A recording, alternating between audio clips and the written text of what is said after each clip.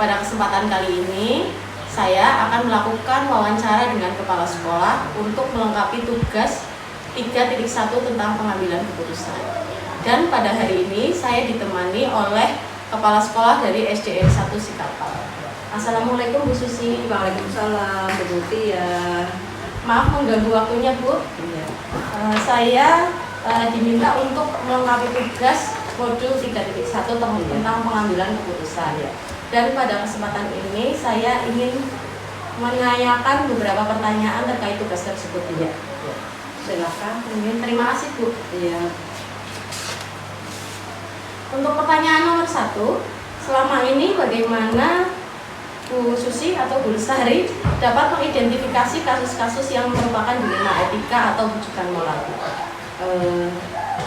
Cara saya untuk mengidentifikasi kasus tersebut adalah dengan memahami masing-masing kasus, dengan melakukan komunikasi dengan pihak-pihak yang terkait.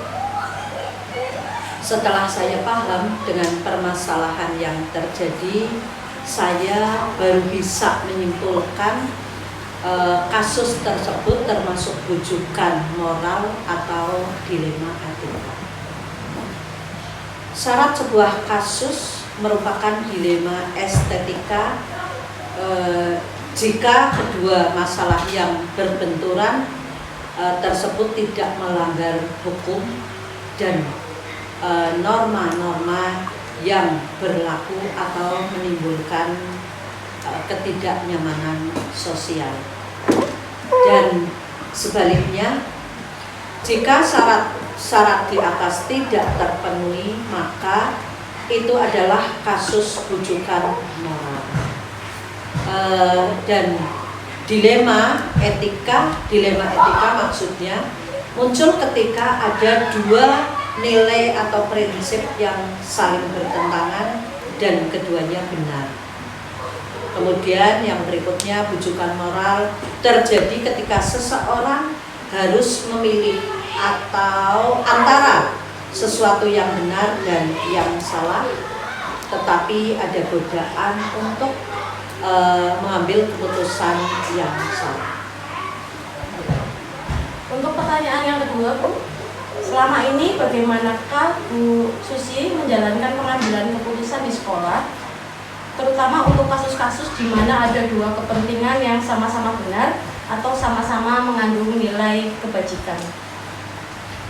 Saya akan menggunakan 4 paradigma etika, yaitu keputusan yang kita harus mempertimbangkan paradigma seperti kebenaran, PS, kesetiaan individu dan komunitas, keadilan, kasih sayang, atau jangka pendek dan jangka menengah. Paradigma ini membantu dalam menganalisis dan menentukan nilai mana yang lebih dominan dalam situasi tersebut. Dalam menghadapi kasus dilema etika yang sama-sama benar, memang lebih sulit dibandingkan dengan kasus rujukan moral. Saya akan menimbang secara matang dengan melakukan identifikasi mana yang benar dan keputusan yang diambil itu tidak merugikan, tetapi menguntungkan semua pihak. Juga mempertimbangkan dampak baik jangka pendek maupun jangka panjang. Itu yang saya lakukan. Untuk pertanyaan yang ketiga Bu, langkah-langkah atau prosedur seperti apa yang biasanya Bu Susi lakukan selama ini? Untuk yang pertama, saya akan mengidentifikasi terhadap kasus siapa saja yang terlibat dengan cara mengumpulkan informasi dari pihak yang terlibat atau sumber lain. Benarkah ini termasuk dilema etika atau rujukan moral? Jadi harus betul-betul dipahami kasusnya lebih dahulu.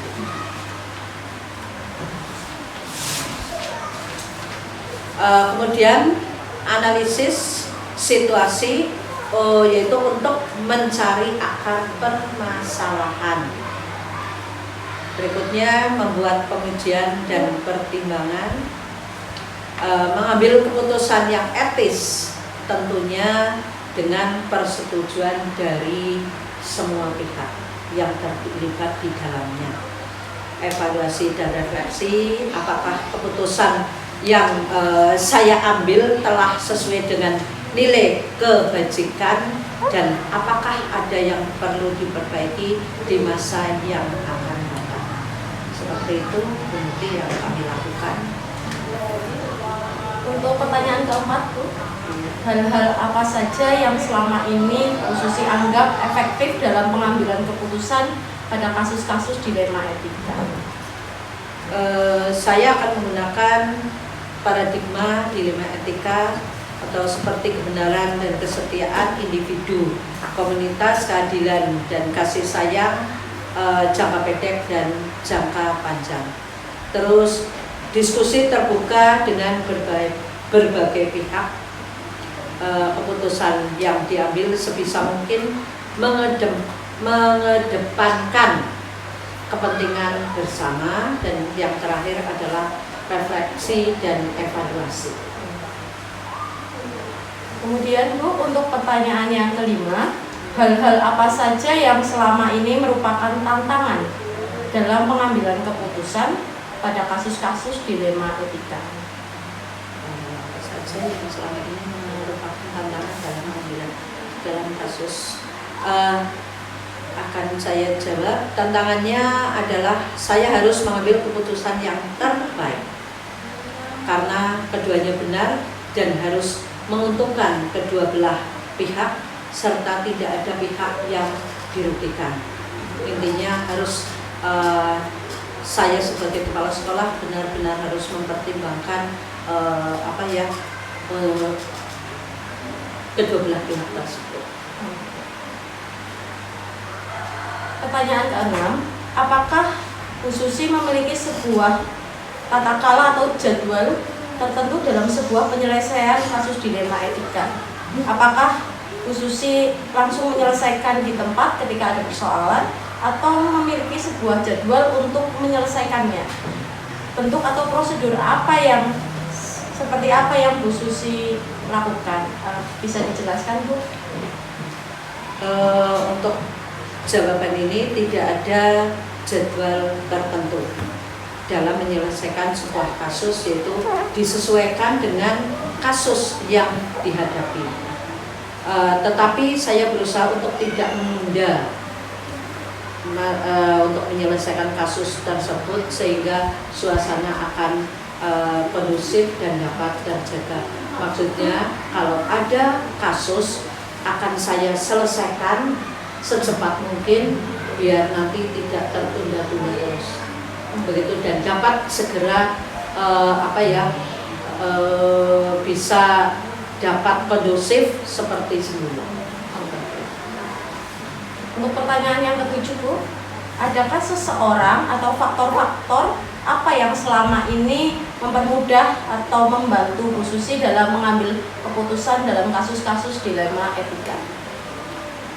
Komunikasi yang baik adalah dengan semua warga sekolah, pengelolaan emosi yang baik, dan pemahaman tentang teori pengambilan keputusan sebagai seorang pemimpin, atau di sini adalah saya sebagai kepala sekolah, menjadi faktor yang mempermudah dan membantu dalam mengambil keputusan. Berarti dikomunikasikan dengan seluruh warga itu. Sebelumnya saya juga, walaupun saya sebagai kepala sekolah atau pengambil keputusan, tidak ada salahnya saya minta pertimbangan kepada teman-teman, pikirannya hal ini baik atau tidak, dan setelah ada masukan dari teman-teman yang lain, baru saya akan mengambil keputusan, intinya yang tidak akan merugikan semua pihak. Untuk pertanyaan terakhir ini, Bu, Pertanyaan ke-8, Ya. dari semua hal yang telah disampaikan, pembelajaran apa yang dapat Bu Susi petik dari pengalaman Bu Susi mengambil keputusan dilema etika?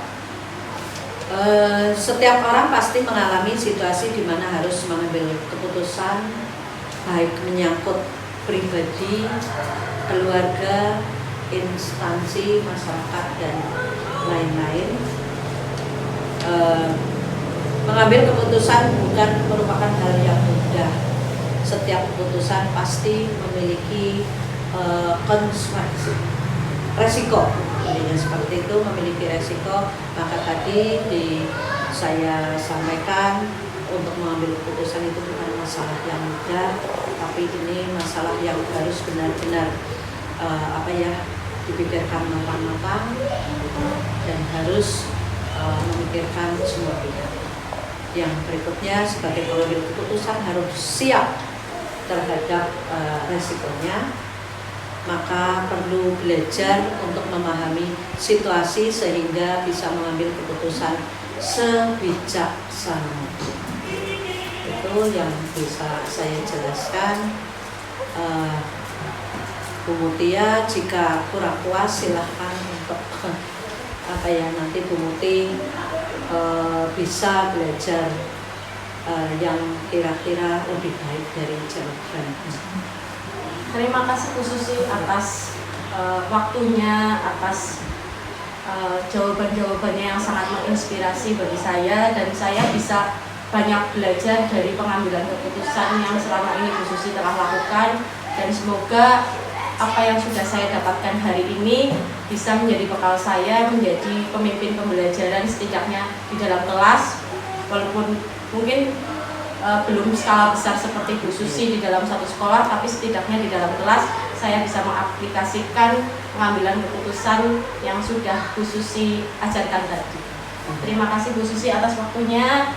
Semoga ini bisa bermanfaat bagi saya dan teman-teman. Assalamualaikum warahmatullahi wabarakatuh.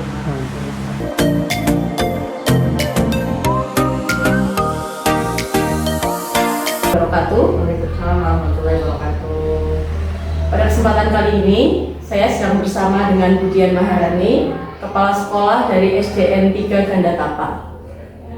Pada hari ini saya akan berdiskusi, menanyakan tentang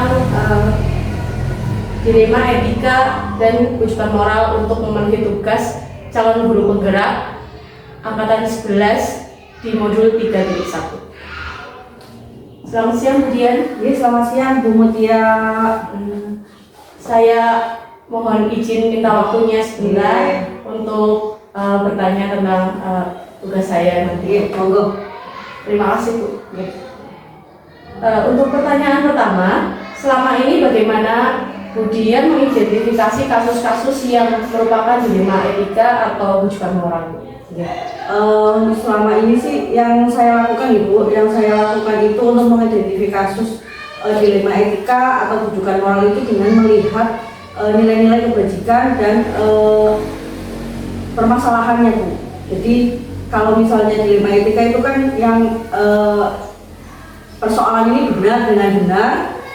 Kemudian kalau yang kewajiban moral kan ada benar dan ada salahnya. Itu yang kita lihat, kita identifikasi masalahnya, permasalahan, sumber permasalahannya apa, kemudian alasan terjadinya permasalahan itu seperti apa. Nah dari situ kita bisa menilai bahwa ini kasus dilema etika, ini kasus tentang kewajiban moral. Terima kasih. Untuk pertanyaan kedua Bu, selama ini bagaimana Bu Dian menjalankan pengambilan keputusan di sekolah Bu Dian, terutama untuk kasus-kasus di mana ada dua kepentingan yang sama-sama benar atau mengandung nilai kebajikan, gitu. Sama-sama mengandung nilai kebajikan. Yang biasa saya lakukan adalah dengan mengidentifikasi permasalahan, kemudian kami cari tahu alasannya, kemudian dampak dari permasalahan tersebut ke dua sisi juga Bu. Jadi untuk bisa berimbang dan bisa memberikan keputusan yang lebih bijaksana itu kita harus bisa menilai dan bisa membandingkan mana yang lebih prioritas begitu. Jadi selain itu kita juga harus berdiskusi Bu. Saya libatkan dengan teman, kemudian apabila permasalahan itu menyangkut tentang siswa, biasanya kami libatkan wali murid juga.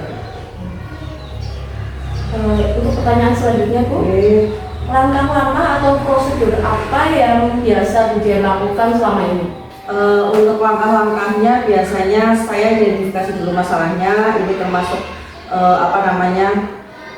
dilema etika atau rujukan moral, kemudian kami juga mencari tahu akar permasalahan, biasanya menggunakan segitiga restitusi, kemudian setelah itu kita diskusikan dengan pihak terkait, bisa wali murid, bisa guru, kemudian kalau misalnya masalah itu lebih besar berarti bisa dengan komite sekolah. Nah setelah itu kita review lagi tentang dampak dari permasalahan tersebut sebelum kita mengambil keputusan, karena kalau keputusan itu tidak benar-benar dimatangkan takutnya nanti malah menimbulkan masalah baru, bukan menyelesaikan permasalahan akan tetapi menimbulkan permasalahan baru, sehingga langkah-langkah seperti identifikasi permasalahan, diskusi, kemudian menilai dari berbagai sisi itu sangat diperlukan. Berarti dari berbagai aspek gitu. Betul sekali. Untuk pertanyaan selanjutnya Bu, hal-hal apa saja yang selama ini Bu Dian anggap efektif untuk mengambil keputusan pada kasus-kasus dilema etika? Untuk hal-hal yang pertama mungkin saat identifikasi permasalahannya ya Bu. Jadi saat mengidentifikasi permasalahan itu kita benar-benar mencari tahu penyebab. Kita hanya jangan melihat dari luarnya saja. Contoh kecil misalnya ada permasalahan anak yang tidak berangkat, jangan dilihat anak itu tidak berangkat karena dia mungkin malas atau bagaimana, tapi benar-benar kita cari tahu kenapa anak tersebut tidak berangkat, alasannya apa, mungkin ada permasalahan di rumah atau ada permasalahan yang kita tidak ketahui, kemudian sehingga kita bisa membuat keputusan yang benar-benar bisa lebih bijaksana lagi, tidak hanya melihat dari luar. Kemudian diskusi dan menyerap dari berbagai sisi itu juga penting, karena saya takutnya mungkin saya menilai hal ini seperti ini Bu, tapi orang lain mungkin punya pendapat yang berbeda, sehingga apabila ada pendapat atau mungkin pandangan dari teman yang lain itu bisa membuat saya lebih luas dalam menghadapi permasalahan. Pastinya untuk ketika kita sedang menghadapi dilema etika, pasti kita menemui banyak tantangan. Betul sekali. Hal-hal apa saja yang selama ini merupakan tantangan dan dalam mengambil keputusan pada kasus-kasus dilema etika itu? Tantangan pasti ada nih Bu, terutama tentang pembuatan keputusan yang bisa bisa memuaskan semua sisi. Itu yang paling sulit, karena saya takutnya saya membuat keputusan ini ternyata saya merugikan, tidak berimbang, atau mungkin saya kurang bijak dalam membuat keputusan. Nah itu tantangan itu yang selama ini sering saya temui, apalagi kalau misalnya permasalahan itu melibatkan dua orang atau mungkin dua kepentingan yang sama-sama berbeda, kemudian sama-sama benar, mereka punya alasan. Nah itu yang benar-benar harus matang dalam memutuskan begitu Bu, karena kalau misalnya saya salah mengambil keputusan itu malah justru membuat permasalahan baru, bukan menyelesaikan permasalahan tetapi menimbulkan permasalahan baru, sehingga tantangan yang terbesar adalah membuat keputusan yang bisa memuaskan kedua belah pihak. Lalu apakah Bu Dian memiliki sebuah jadwal tertentu untuk berusaha menyelesaikan kasus-kasus dilema etika yang terjadi? Apakah ada target tertentu, misalnya apakah langsung diselesaikan di tempat, atau mungkin ada jadwal-jadwal seperti membuat rubriknya seperti itu? Untuk penyelesaian kasus sebenarnya kalau misalnya jadwal itu tidak ada Bu. Paling kalau sudah rapat itu sering saya tanyakan permasalahan yang mungkin muncul. Tetapi apabila permasalahan itu tiba-tiba muncul, misalnya permasalahan ini mendadak, begitu kan tidak mungkin terjadwal kan gitu. Nah itu biasanya saya tidak bisa mengambil keputusan saat itu.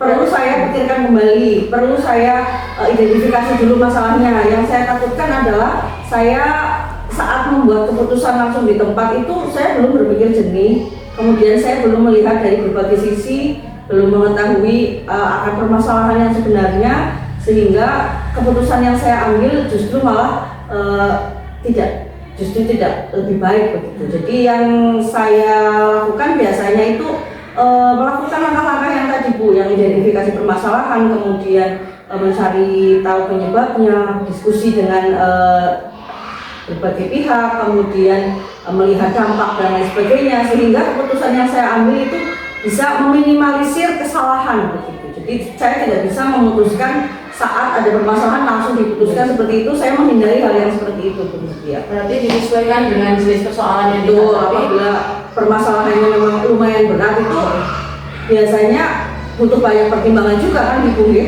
Banyak prosedur yang harus Betul. dilalui.